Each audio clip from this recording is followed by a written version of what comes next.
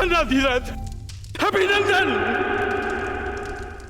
देखो भाइयों, इसके पुत्र ने पराक्रम करके जीवन दान दे दिया इस हत्यारे को।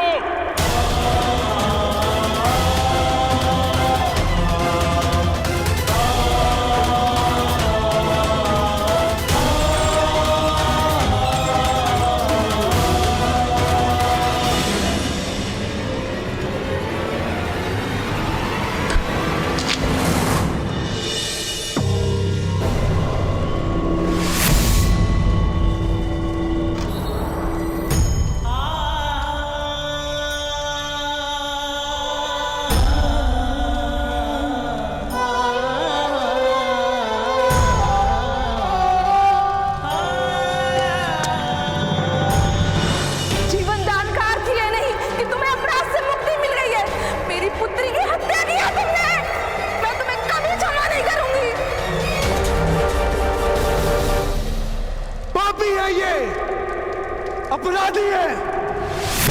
सूद समाज के नाम पे लांछन लगाया है इसने। मारो इसे।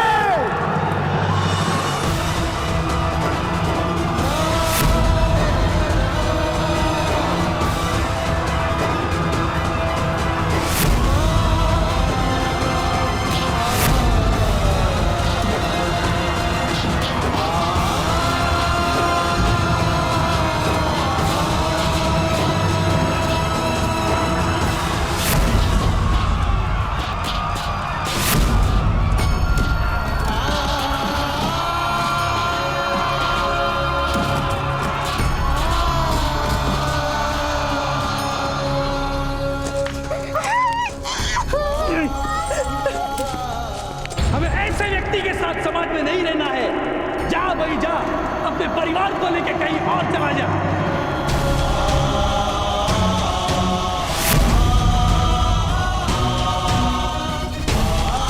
फल फलता है तो वृक्ष से स्वयं गिर जाता है। तुम भी इस कलंक को लेकर मृत्यु को प्राप्त हो जाओ। जाओ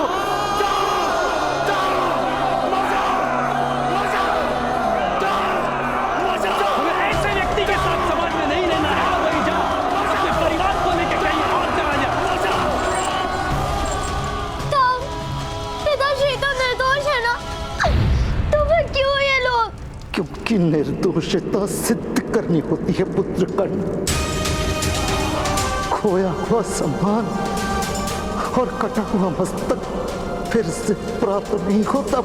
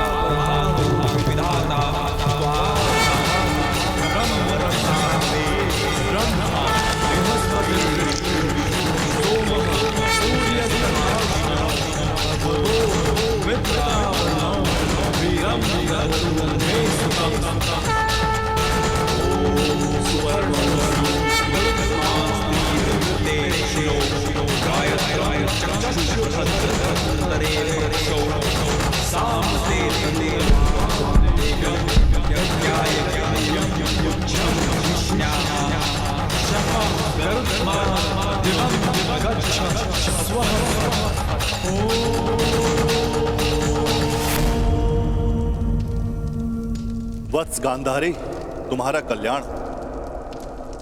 शीघ्र ही भगवान शिव का वरदान सफल होगा। 100 पुत्रों के कलनाद से तुम्हारा भवन गूंज उठेगा। मैंने 101 घड़ों में 101 जीव स्थापित किए हैं। 101 महामुनि? तुम्हें एक कन्या प्राप्त करने की इच्छा थी ना वत्स गांधारी? महादेव ने तुम्हें 100 पुत्रों के साथ एक कन्या का भी दान दिया है। इन घड़ों में औषधि और तेल में सारे जीव आकार प्राप्त कर रहे हैं। समय अनुसार एक एक कर सबके जन्म होंगे।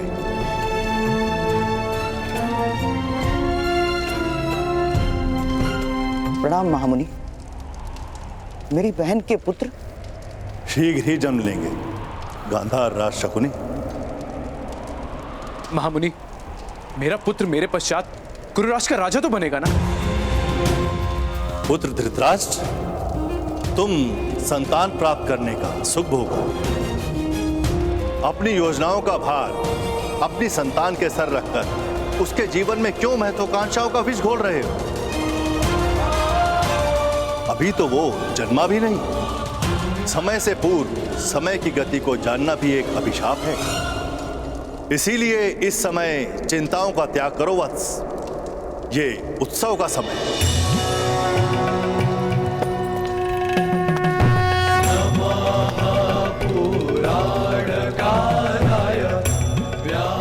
आपने मेरे संतानों को जीवन देकर मेरी श्रद्धा को जीवन दान दिया है।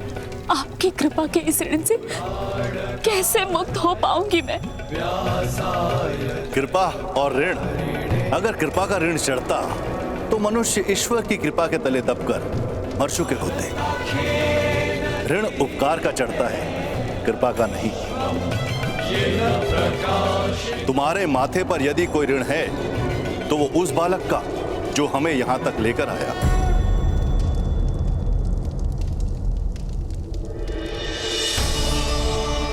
मैं उसके जीवन को सुख से भर दूंगी,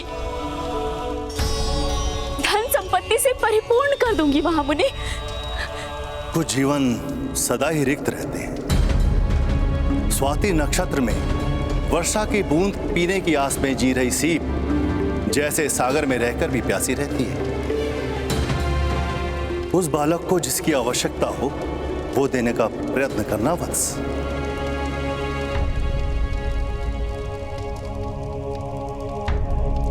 सैनिक, उस बालक और उसके पिता को राज्यसभा में प्रस्तुत किया जाए। जी महाराज।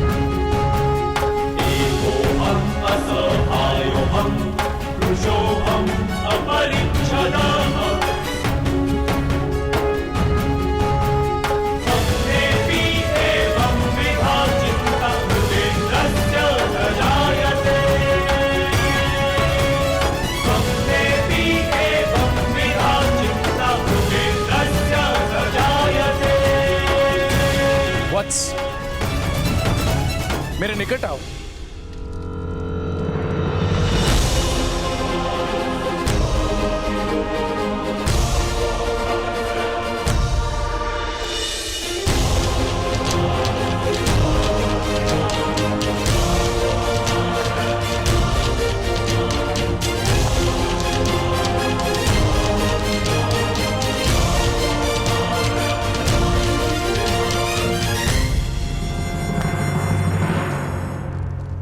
आज तुमने हस्तिनापुर के सम्राट पर उपकार किया है।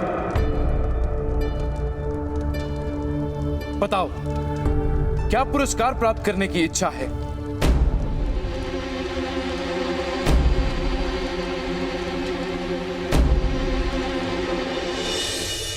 मेरे पिताश्री को मृत्युदंड दिया गया है महाराज। वत्स, मैं इसी क्षण तुम्हारे पिता के सभी अपराधों को क्षमा कर उन्हें मुक्त करता हूं।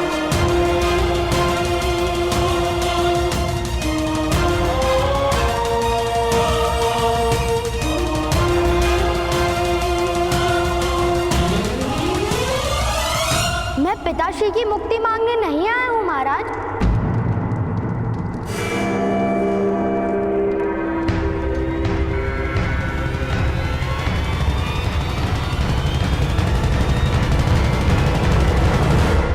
मुक्ति मांगने नहीं आए तो फिर क्या आशा है वत्स? क्या मांगने की इच्छा है तुम्हारी? मेरे पिताश्री को मृत्यु दंड दीजिए महाराज।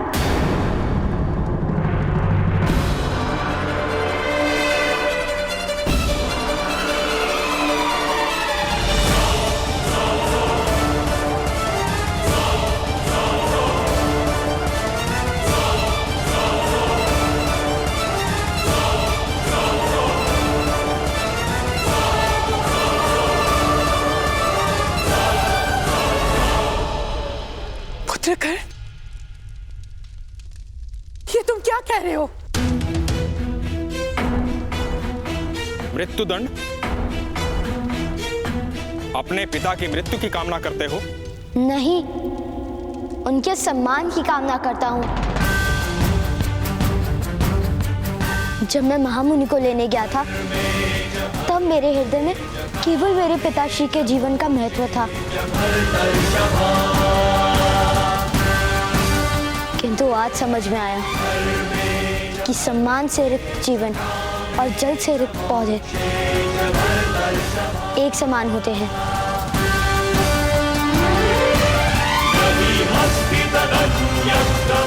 देव अदेव सूख ही जाते हैं। इस आरोप के कारण उनका सम्मान टूटा है। या तो सम्मान पूर्वक जीने का अधिकार दीजिए, अन्यथा मृत्यु दंड दीजिए।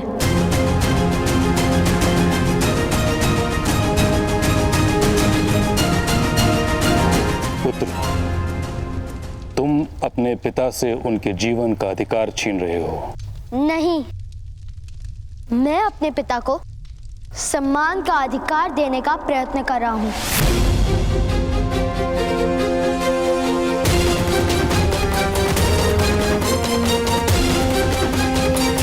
क्या तुमने अपने पिता से पूछा कि वो मृत्यु के लिए सज्ज हैं?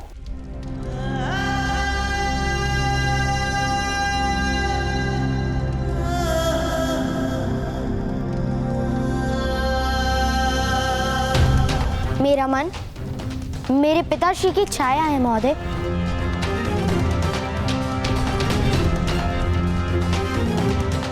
मैं अपने मन को प्रश्न करता हूं, तब उसका उत्तर मेरे पिताश्री देते हैं।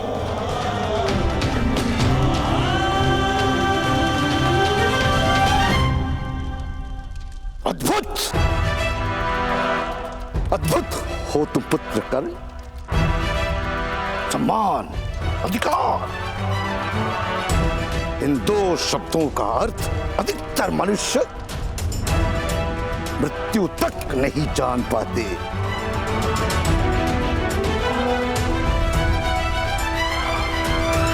क्या आशा है बालक? मेरे पिताश्री ने उस भुगत ग्राम के कुएं में विष नहीं डाला था।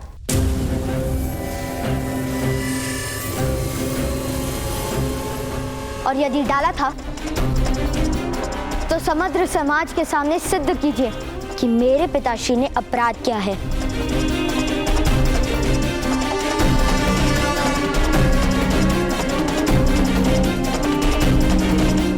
अन्यथा स्वीकार कीजिए कि मेरे पिता को सम्मान का अधिकार है।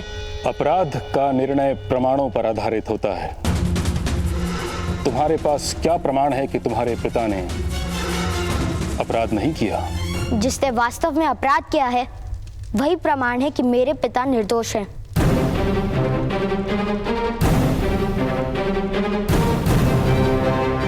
कहां है वो व्यक्ति? उसे इस सभा में उपस्थित करो।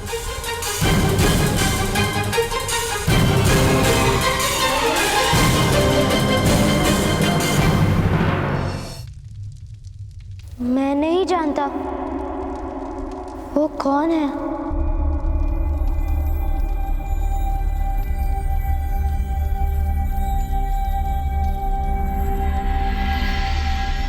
आप उसे ढूंढिए महोदय। मेरे ताऊ कहते हैं कि अपराधी को ढूंढकर उसे दंड देना राज्य का कर्तव्य होता है।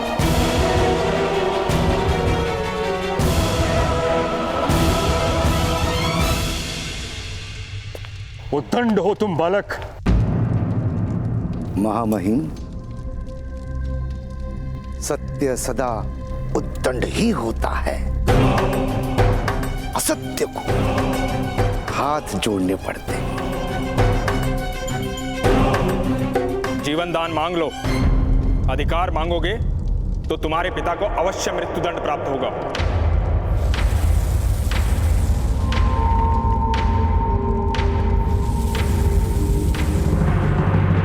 मेरे पिता ने शिक्षण दिया है कि हम सूत हैं, श्रम करके धन कमाते हैं, दान नहीं लेते।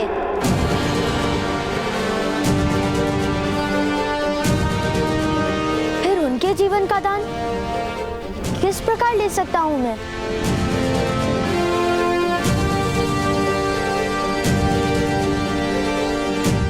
मैं उस अपराधी को राज्यसभा में अवश्य उपस्थित करूंगा।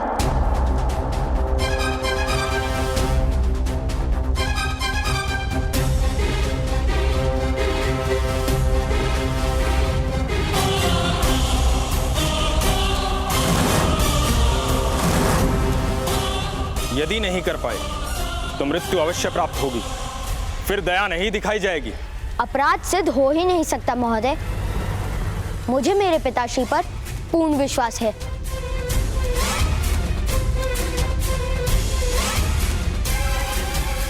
अन्यथा अपराध के विचार से ही उनकी मृत्यु हो जाती। कल प्रातः काल तुम अपराधी को प्रस्तुत करो, अन्यथा तुम्हारे पिता को दंड प्राप्त होगा।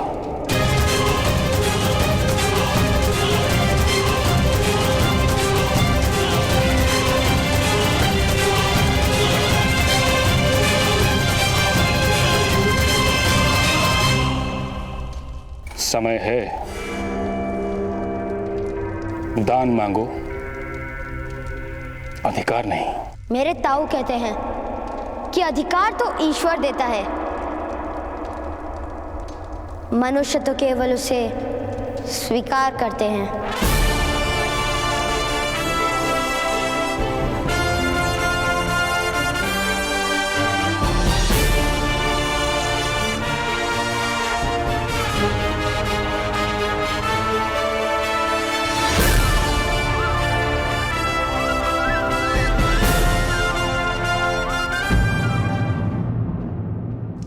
ये क्या क्या तूने कहा? क्या विचार करके ऐसा अनुचित वरदान मांगा?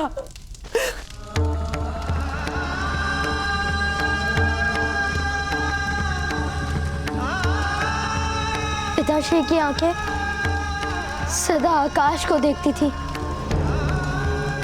भूमि पर गड़ी आंखें मैं नहीं देख पाया माता। ग्रामजनों के शब्दों से जब पिताश्री का अंतर जल रहा था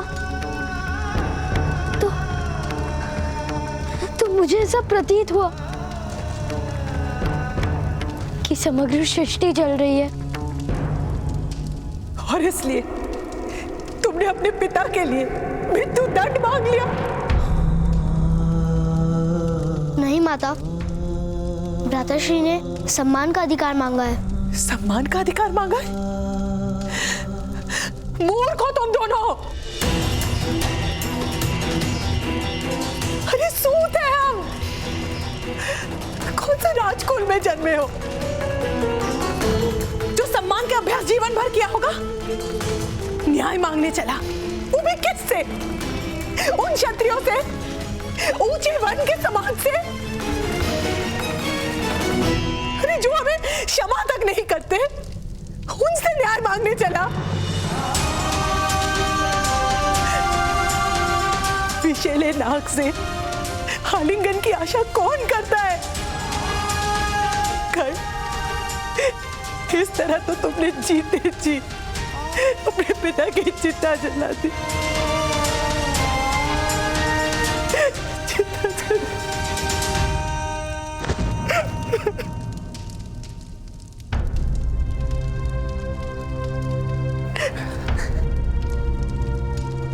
राधा, वृक्ष को हठपूर्वक मोड़ कर रख दो तो कुछ काल पश्चात वो सीधा होना भूल जाता है।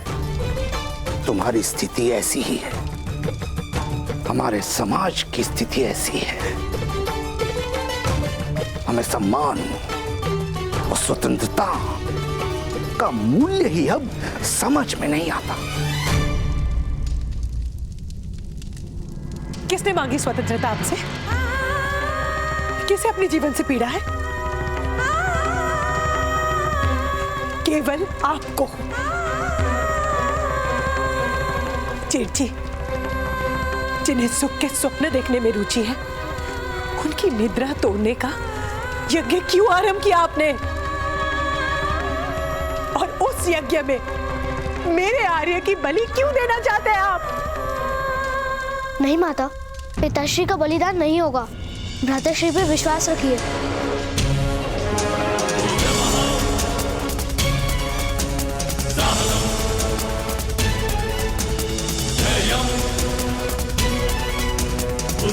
मैं वचन देता हूँ माता, मैं पिताश्री को मुक्त करवा कर रहूंगा और उन्हें मिथ्या सिद्ध करूंगा जिन्होंने हमें न्याय नहीं दिया।